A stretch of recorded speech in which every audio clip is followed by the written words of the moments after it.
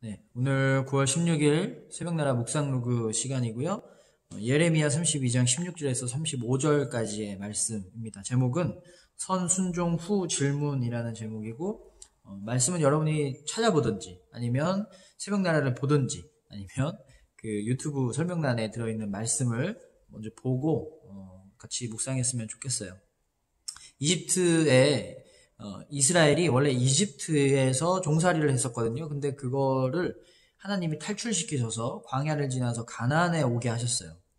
여러분 보세요. 이스라엘 백성이라는 국민이 있었고 가나안이라는 땅이 있었어요. 그러면 법만 있으면 나라가 되는 거잖아요. 법은 하나님의 말씀이었습니다. 율법이라고도 하는데, 땅이 있었고 백성이 있었고 또 법이 있었으니까 나라가 된 거죠. 이 가나안이라는 곳에서 이스라엘 백성들이 하나님의 말씀대로만 살면 그들의 삶이 하나님 나라가 되는 거예요. 하나님께 복을 받고 은혜 받고 세상에 줄 수 없고 땅에서 얻을 수 없는 하늘의 평안, 하늘의 계획, 하늘의 소망, 하나님의 은혜를 누리면서 살 수 있는 거예요. 그런데 가나안에 들어갔어요. 법을 안 지킵니다. 법을 어긴 거예요. 그럼 법 어기면 어떻게 되죠? 죄잖아요. 처벌받잖아요. 이 법이 깨지니까 국가 자체가 흔들렸습니다. 그래서 법을 어긴 그 죄를 짓고 벌을 받게 되는데, 그게 뭐냐면 나라를 빼앗기는 거였어요. 국가 자체가 이제 사라지는 거예요. 그때 바벨론, 오늘 말씀에는 갈대아라는 지역으로도 나오는데 똑같은 겁니다. 이 바벨론에 의해서 이스라엘 사람들이 그 국가가 멸망당하게 됐습니다. 이 모든 비극은 다 하나님 말씀에 순종하지 않았기 때문에 일어난 일이었어요. 그래서 오늘 큐티에서 가장 그 키가 되는 말씀이 23절인데, 그리하여 그들이 와서 그 땅을 차지하게 됐습니다.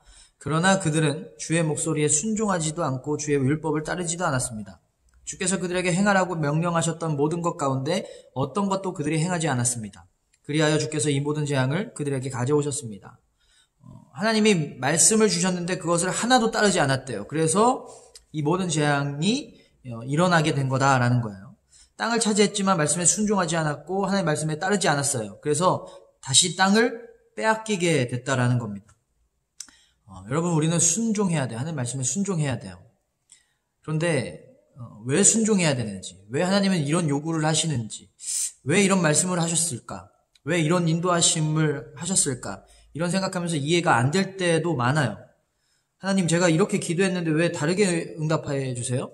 하나님, 왜 원수를 사랑하라고 하세요? 하나님, 왜 예배하라고 하셨어요?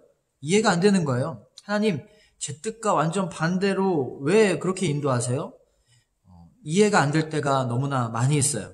그런데 여러분, 이런 사람 없잖아요. 나는 숨 쉬는 원리를 모르니까 숨 안 쉴 거야. 이러면 큰일 나잖아. 숨 안 쉬면. 제일 바보 같은 거죠. 우리는 하나님의 뜻을 머리로 이해하려고 해요. 그게 지혜로운 거고 이성적이고 합리적인 거라고 그렇게 생각을 해요. 근데 숨 쉬는 거랑 똑같아요.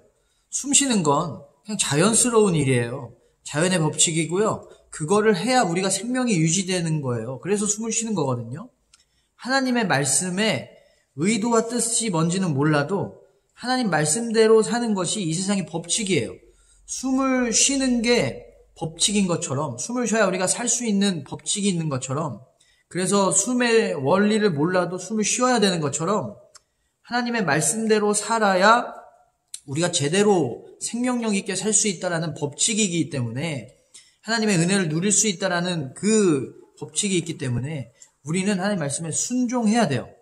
이해하지 못해도, 다 알지 못해도 그렇게 하나님 말씀대로 살다 보면 그제서야 하나님이 왜 이런 말씀을 하셨는지 이해가 돼요. 왜 이런 인도하심을 하셨는지 볼 수가 있어요. 왜 하나님이 이렇게 계획하셨는지를, 그 놀라운 은혜를 우리가 경험할 수가 있는 거예요. 그러니까 순서가 이해 후 순종이 아니라 순종 후 이해가 되는 거예요. 순종한 사람에게 하나님이 복을 주시니까. 하나님이 예레미야한테 땅을 사라고 했거든요. 그래서 땅을 샀어요. 근데 여러분, 이해가 안 됩니다. 곧 나라가 멸망할 땅이고요. 예레미야는 어쩌면 그 갈대아 지역으로 포로로 끌려갈 수도 있는 상황이에요. 그러면 땅을 사봐야 무슨 소용이 있어요? 그런데도 이해하지 못해도, 왜 사라고 하는지 이해하지 못해도 예레미야는 그냥 땅을 샀습니다. 순종했어요. 그리고 예레미야는 그 이후에 하나님께 기도한 다음에 하나님의 뜻과 하나님의 음성을 듣게 됐습니다. 순종했더니 하나님의 뜻을 알게 된 거예요. 우리도 먼저 순종하면 그 이후에 하나님의 뜻을 알 수가 있습니다. 안 다음에 순종하는 게 절대 아니에요. 여러분의 삶이 하나님의 인도하심에 순종하는 삶, 이해되지 않아도 다 알지 못해도 하나님의 말씀을 따라가는 삶, 그래서 하나님 나라와 같은 삶을 살길, 하나님 나라를 여러분의 삶 가운데 이룰 수 있는 그런 하나님의 귀한 자녀들이 되시기를 주님의 이름으로 축원합니다. 기도하겠습니다. 하나님, 우리가 먼저 말씀에 순종하게 해주세요. 이해되지 않아도 하나님의 뜻이 가장 최우선임을 고백하면서 하나님 말씀대로 사는 믿음을 주세요. 예수님 이름으로 기도했습니다. 아멘.